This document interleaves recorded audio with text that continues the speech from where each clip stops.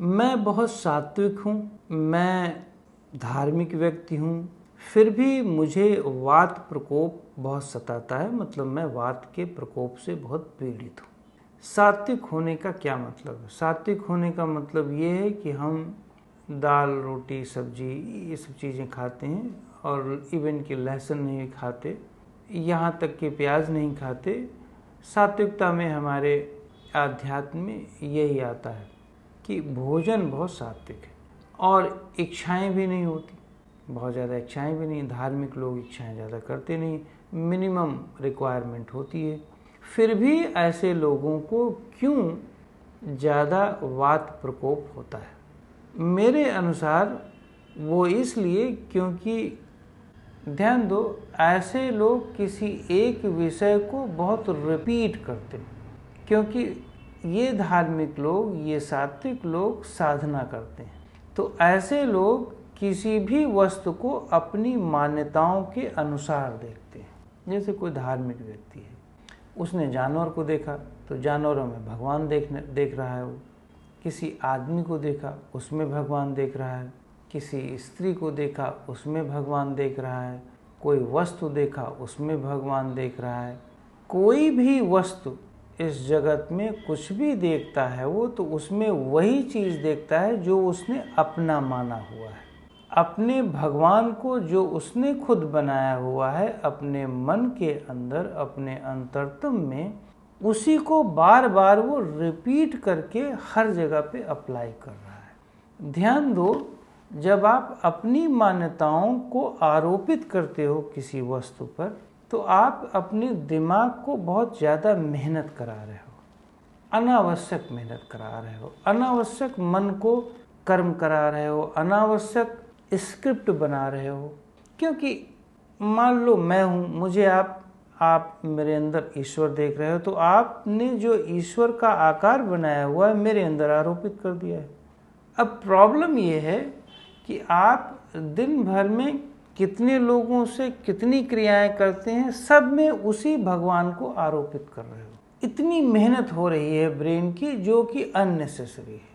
यदि हम जानवर को देख रहे हैं तो जानवर को जानवर की तरह मान लें, अगर इस घर को घर की तरह मान लें, इस मोबाइल को मोबाइल की तरह मान लें।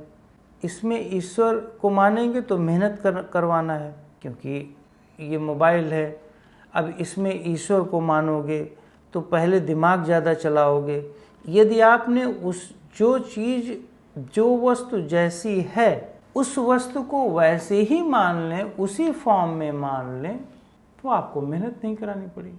वात प्रकोप का मतलब समझ लें, वात प्रकोप का मतलब ही है कि आप अननेसेसरी हरकत कर रहे हैं। मन के द्वारा मस्तिष्क पर, मन के द्वारा इंद्रियों पर, मन के द्वारा शरीर के महत्वपूर्ण अंगों पर ज़्यादा प्रेशर डाल रहे हो, बिना मतलब का प्रेशर।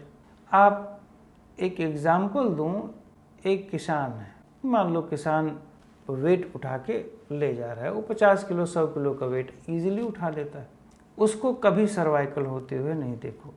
लेकिन जो इस तरह के लोग हैं जो हर जगह को भगवान देखने का प्रयत्न कर रहे हैं, उन्होंने सिर के अंदर इतना ज़्यादा वेट उठा लिया है कि उनको सबसे ज़्यादा सर्वाइकल दिखेगा।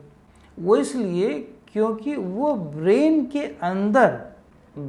के अंदर उन्होंने ज़्यादा प्रेशर दे दिया है, ज़्यादा वेट डाल दिया है अननेसेसरी। जैसे कोई बहुत कहानीकार है, कहानियाँ बनाता है, जो बहुत ज़्यादा इमेजिनेशन वाले लोग होते हैं, उन सभी को वात प्रकोप से पीड़ित हुआ देखते हैं।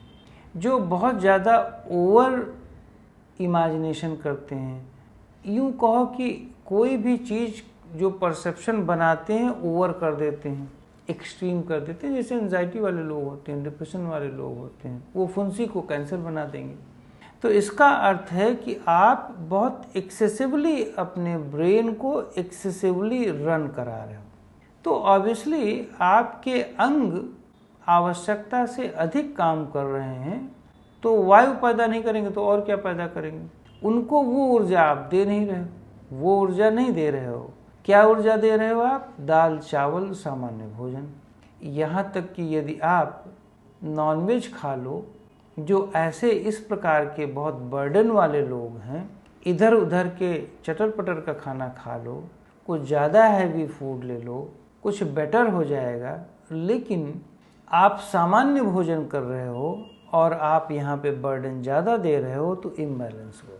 इसीलिए मैं हमेशा कहता हूँ कि यदि आप बहुत सामान्य भोजन कर रहे हो, ऐसा भोजन कर रहे हो जो बहुत कम से कम वायु पैदा करता है, तो आप ऐसी इमेजिनेशन भी करो, ऐसा बर्डन कम से कम डालो जिससे बॉडी में हीट कम हो और बॉडी बहुत ज़्यादा खर्च काम ही न करे, बॉडी बहुत थके न, आपके ऑर्गन बहुत न थकें।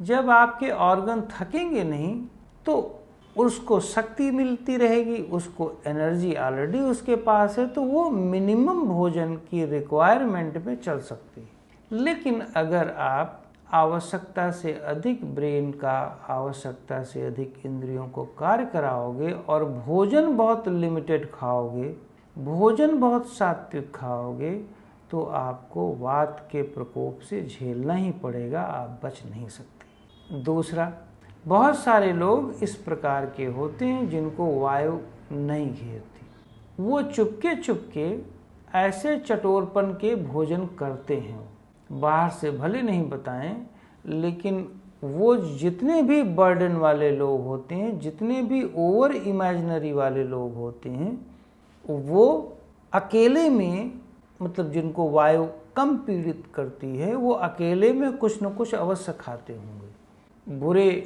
बुरा मानने की ज़रूरत नहीं है, लेकिन आपकी इंद्रियां आपको मजबूर कर देती हैं खट्टा खाने के लिए, मीठा खाने के लिए।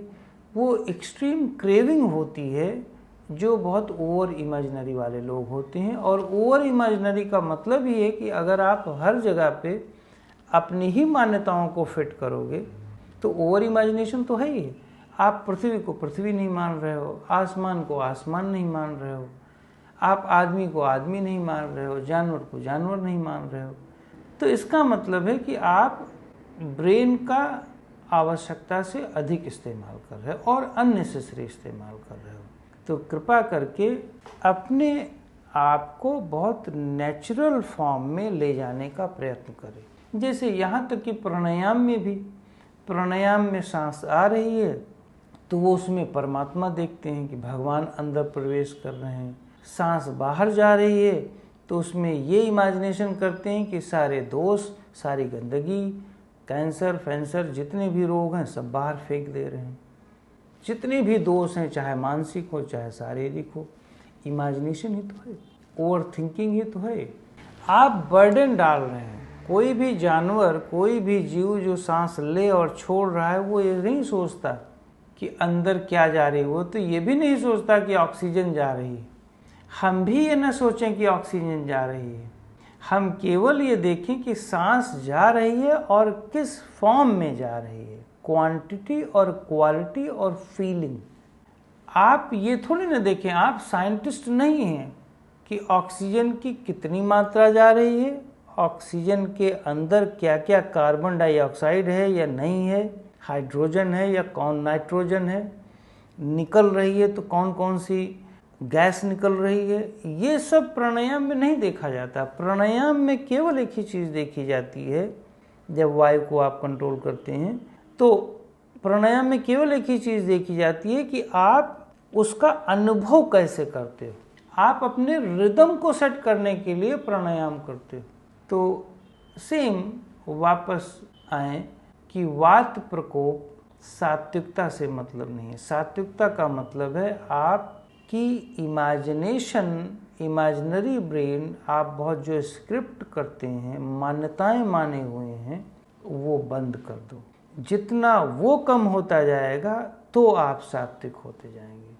उसके बाद भोजन कैसे भी करें, कोई नॉनवेज तो करता नहीं, वैसे भी जो शांत है ज़्यादा कहाँ खाएगा, सामान्य भोजन करें।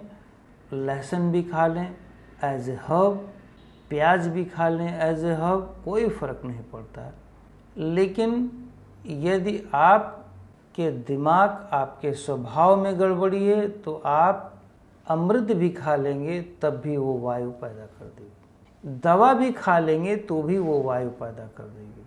तो इसलिए थोड़ा सा हमें और समझने की ज़रूरत है कि हम अपने स्वभाव को, अपने मेंटल स्क्रिप्ट को जो हम ऑल द टाइम बनाते रहते हैं, उसको समझें, उसको लेस करें, कम करें, ख़त्म हो जाए तो चाहिए।